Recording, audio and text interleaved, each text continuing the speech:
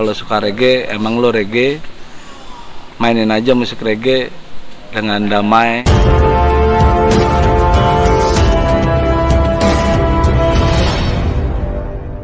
Om Botek, apa kabarnya nih Om? Kabar baik, terima kasih. Om, udah lama ketemu, sedang ada project apa nih Om? Sekarang gue lagi nggarap tribute collaboration Karang. Kebetulan Karang itu memang band lama ya reggae sebenarnya di Jakarta gitu. Tapi karya-karyanya belum terdokumentasikan secara proper sebenarnya. Ini lagi digarap bareng sama temen-temen yang lain sih banyak. Oke, ini asik ngobrolin musik reggae nih Om. Maksudnya Om Botek kan tahu sendiri dari awal akhir 90-an sampai awal 2000-an konsisten membawakan musik-musik reggae. Nah, Om Botek seperti apa nih ngeliat musik reggae perkembangannya saat ini Om? Dari musik-musik jalanan. Musik reggae sebenarnya sekarang berkembangnya jauh lebih bagus ya, karena sekarang banyak studio juga yang bisa memberikan fasilitas untuk mereka berkarya lebih banyak. Karena buat gue karya kan jauh lebih penting ya dari apa atau dan siapa. Nah, cuma beda dengan di era gue dulu waktu main musik reggae, sedikit gitu. Maksudnya masyarakat kan kayak gue pernah gimbal terus ya anak-anak kecil yang manggil gila ya ibaratnya semacam itulah, masih dogmatis. Nah begitu reggae di jalanan dulu mulai menular lah bahasanya ya, ibaratnya banyak nih ada yang musisi yang lain yang biasa di jalanan akhirnya bawain musik reggae juga. Akhirnya musik reggae itu jadi kayak semacam, menurut gue sih waktu itu sempat musik reggae jadi musik masyarakat gitu, terutama di Jakarta ya. Di Indonesia akhirnya juga jadi orang udah mulai melupakan tuh yang namanya reggae itu harus gimbal, reggae harus ganja, narkoba. Enggak, reggae tuh ya reggae, main musik reggae gitu ya, enjoynya udah beda, keren. Akhirnya perkembangannya sampai sekarang ya jadi jauh lebih bagus, band-bandnya juga semakin banyak, senang juga. Reggae sendiri kan waktu awal 2000-an sampai pertengahan 2000-an dimulai dari jalanan ya, kampus-kampus, ngamen-ngamen. Itu gimana sih? Sampai akhirnya ada seperti akhirnya Tony Kira Separa, terus Stephen, saya gitu sekali itu melihatnya gimana Om? Sampai ke daerah-daerah juga Om? Sebenarnya sih kalau di Indonesia musik reggae itu sebenarnya udah lama ya, sebenarnya cikal bakal tuh banyak. Apalagi band-band musik di Indonesia Timur tuh kayaknya auto deh musiknya itu reggae mereka gitu. Tapi untuk di Pulau Jawa atau yang lainnya gitu, reggae tuh jadi semacam pergerakan juga. Di sisi lain sebenarnya lirik-liriknya juga menggugah gitu. Jadi kayak lagunya Mas Tony, lagunya Tepeng itu bikin generasi tuh berpikir ulang, apa iya kita harus kayak gini atau bagaimana gitu. Nah, tapi waktu itu yang gue alamin waktu gue ngamen di jalan, ya yang aslinya sih pengamen reggae itu jarang dan hampir nggak ada. Antar kota gue ke Bandung ngamen, terus ke Jogja juga, ya sempet ke Bali ngamen. Tapi kalau di Bali musik band reggae-nya banyak, maksudnya cuma memang mereka udah band-band bagus ya, jadi mainnya di kafe. Nah, cuma reggae pada saat itu masih apa ya, sosok lah ya. Ibaratnya orang kalah sama reggae tuh kalah sama dogmatismenya. Ibaratnya kalau lo reggae lo gimbal, kalau reggae lo ganja. Akhirnya urusannya banyak dengan ya hukum dan segala macam ya. Mungkin ada sisi politiknya yang akhirnya bikin, lo siapa lo? Rambut lo kayak itu tuh orang yang di jalanan gitu. Dulu waktu kita gimbal kan apa sih ya, bahasanya tanda kutip ODGJ lah kalau sekarang gitu kan. Tapi kan sebenarnya pada akhirnya kita dalami, ternyata reggae tuh seperti ini dan seperti ini gitu. Mungkin ada bahasanya Ital, kembali ke alami. Maka dari itu rambut itu tidak harus menggunakan sampo atau apa kan. Jadi lu alami aja, lu tetap akhirnya itu adalah rambut kusut. Gimbal itu adalah rambut kusut. Jadi dogmatis itu yang dikembangkan di Indonesia karena juga mungkin di Indonesia memang sudah dicanangkan kalau ganja itu ilegal. Jadi reggae itu jadi akhirnya bertentangan dengan hukum.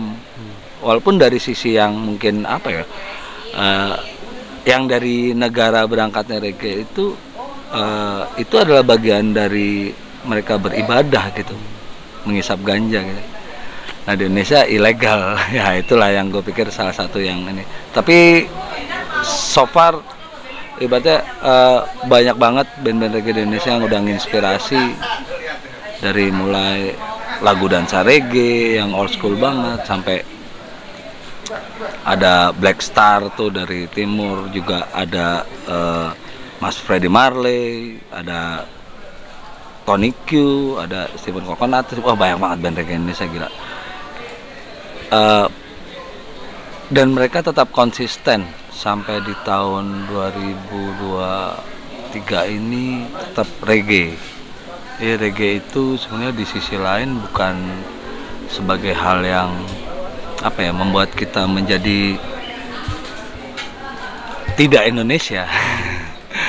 Malah orang Indonesia punya hak terhadap reggae karena kita punya dansa reggae jauh lebih lama. Mungkin sebelum di Jamaika ada kata reggae, tapi di Indonesia udah ada namanya dansa reggae.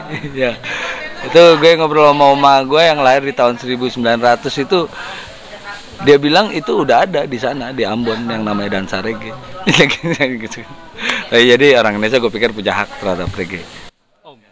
Kalau melihat perjalanan Om Botek nih kan dari awal dari musik di kampus, ternyata banyak juga nih band-band reggae bermunculan, tapi atas ada Om Botek situ, ada misalnya dari Afternoon atau yang terakhir kan Om Botek kolaborasi sama JKT90. Bisa diceritain nggak Om perjalanan band-band Om Botek itu? Sebenarnya kalau musik itu kan ranah yang spesifik, dalam arti banyak orang suka musik, cuma ya adalah ininya, maksudnya jadi pencinta musik atau pendengar musik, akhirnya dia jadi pemusiknya sendiri, atau dia pembuat acara musik atau apa. Nah musik tuh gue pikir ranah yang luas. Nah lebih lagi kita kalau melihat ke arah seni ruang yang jauh lebih luas lagi gitu. Nah jadi gue berbicara prinsip karya itu adalah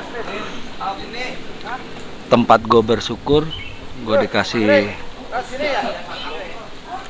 bakat gitu ya, mungkin apa yang Maha Kuasa kasih kelebihan sedikit yang gue amat sangat bersyukur tentang itu, untuk bisa bikin lagu yang mungkin bisa didengar dan dinikmati orang banyak. Ya gue bersyukur banget dan gue terima kasih banget sama Allah Subhanahu wa Ta'ala gitu ya.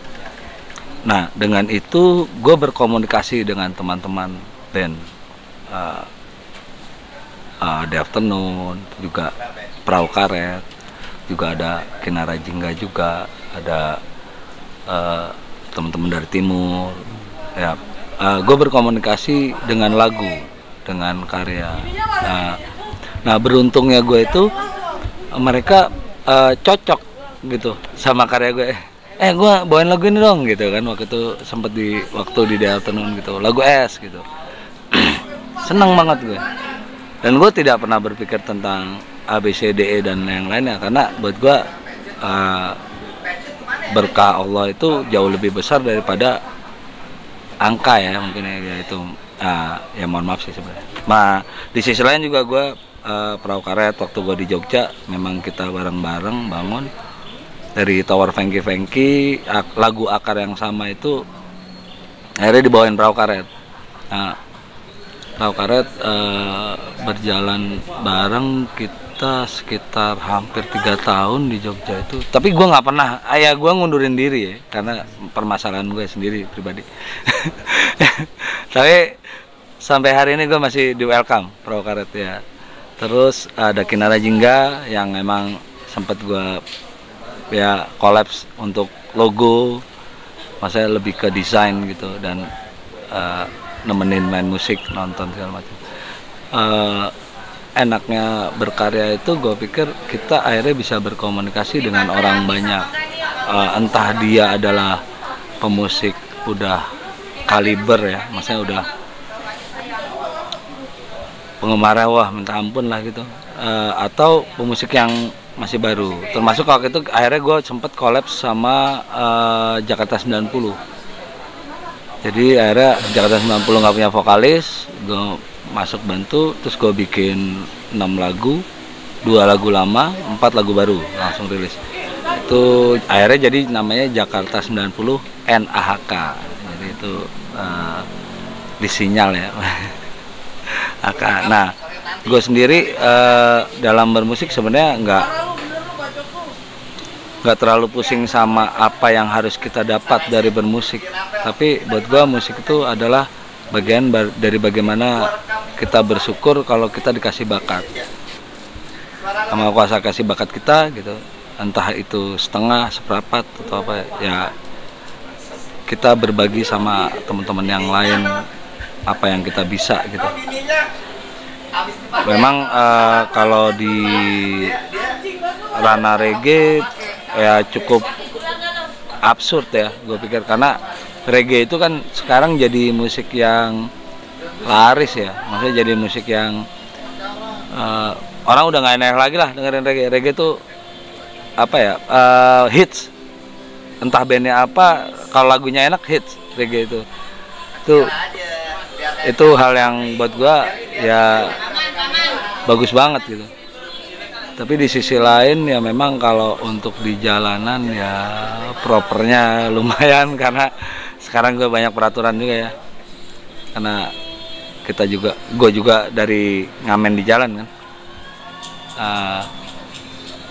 ya berbenturan dengan hukum aja sih. Kira-kira kalau di total ada berapa lagu-lagu Om Botek yang sudah diciptakan kayaknya? Kalau yang sudah sempat direkam mentahan gitu pakai handphone mungkin gitu ya, kalau sekarang kan sederhananya gitu mungkin ada sekitar 33. Tapi untuk yang sudah direkam proper itu termasuk dulu gue sempat di Amanda Gohan, ada band rock kita bareng di Unas dulu, Krem Unas, bikin Amanda Gohan. Gue sempet di situ ada lagu Kolor Ijo, itu sempet gue nulis juga, Tanpamu bareng Rio garap itu. Ya mungkin kalau sampai sekarang mungkin kalau bener yang direkam proper mungkin sekitar masih 10 lah ya. Tapi kalau sama Jakarta 90 tuh 7 ya 10 lah, anggaplah 10. Dalam dekat ini akan mengeluarkan karya atau akan ada karya seperti apa lagi Om dalam musik reggae? Kebetulan ini tribute collaboration Karang ini kita garap 6 lagu yang memang itu lagu lama semua. Jadi Karang tuh 5 orang, Rehmen, Masoni, Aseng, gue, Bolek. Nah dari Masoni udah meninggal, terus Rehmen juga meninggal, Aseng juga meninggal, jadi tinggal gue sama Bolek. Nah kemarin gue diskusi, akhirnya kita garap ini, akhirnya kita bikin tribute collaboration Karang. Modal dengkul, jualan kaos. Ya, alhamdulillah kemarin udah terekam 1 lagu, judul lagunya Pagi. Itu lagu karyanya almarhum Aseng. Terus masih berlanjut ada Selalu Begitu, Barbuk, Datang Revolusi, Nggak Lagi-Lagi Bullshit, sama satu lagi itu apa ya? Satu lagi apa sih? Lagi Bullshit. Belum tahu lagu Masoni ya, lagu almarhum belum tahu. Om, dengan ini kan lagi apa ya, Om Botek mengeluarkan karya-karya dengan pernah di beberapa band tuh. Yang lagi hangat ini kan masalah hak cipta. Gimana sih Om Botek tentang hak cipta lagu-lagu Om Botek yang dibawakan, misalnya kayak dari The Octopus atau yang JK 90 atau yang lainnya, itu seperti apa? Sebenarnya sih mungkin pendewasaan ya. Dulu sempat ibaratnya di saat bermusik kita menggebu-gebu untuk melihat peluang di dunia musik, karena gue sendiri masih melihat mungkin musik untuk rame-rame ya. Kalau sekarang musik untuk bersyukur ya, gue pikir jadi kalau itu bisa untuk kebaikan itu gue pikir nggak masalah. Jadi hak cipta itu hanya sistem yang dibuat pemerintah, tapi sebenarnya secara kita bisa mendistribusikan dan secara adil, mungkin itulah bentuk komunikasi itu ya, untuk bisa itu.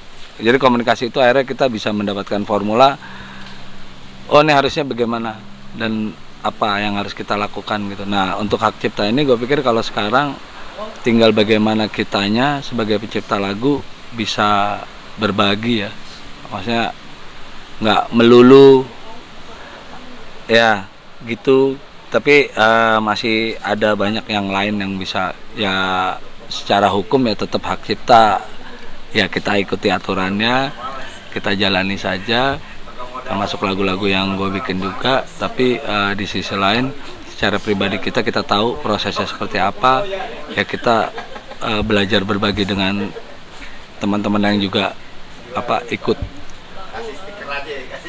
dengan ikhlas menggarap karya-karya kita bersama gitu. Ya, mereka harus izin juga mau botek gitu. Gue sih kalau secara izin gue nggak harus, tapi yang pasti kasih kesempatan kita untuk bikin hak ciptanya dulu ya. Jadi lo bebas deh mau make ya. Oke Om, terakhir Om, harapan Om Botek nih untuk musik reggae di Indonesia seperti apa Om?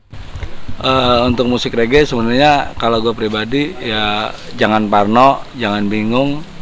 Mau kita umur berapa, kalau suka reggae emang lo reggae, mainin aja musik reggae dengan damai, dan memang itu pesan aslinya. Di sisi lain berkembang, support banyak orang, jadi kita dari reggae juga bisa berbagi sebenarnya itu. Om, lewat itu. Biasanya kalau mau menciptakan musik reggae itu apa sih inspirasinya tuh, bisa jadi berapa lama tuh?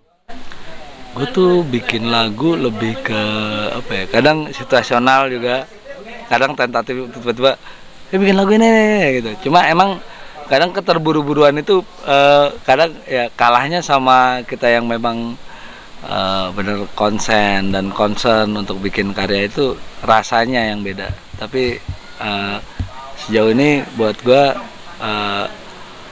bikin lagu adalah ya harus gue itu pemberian yang maha kuasa ya. Jadi gue bersyukur banget dikasih bakat itu. Mengapa kau datang hanya untuk lukai hatiku? Mengapa kau hadir hanya untuk paksakan maumu? Mengapa kau datang hanya untuk lukai hatiku lagi? Mengapa kau hadir hanya untuk bersihkan namamu? Oke, untuk Satu Nusantara News, sukses terus, damai, reggae Indonesia terus berkembang, support ya. Kita lagi bikin acara nih, tribute kolaborasi Karang, support reggae Indonesia, maju terus, love you reggae Indonesia, peace.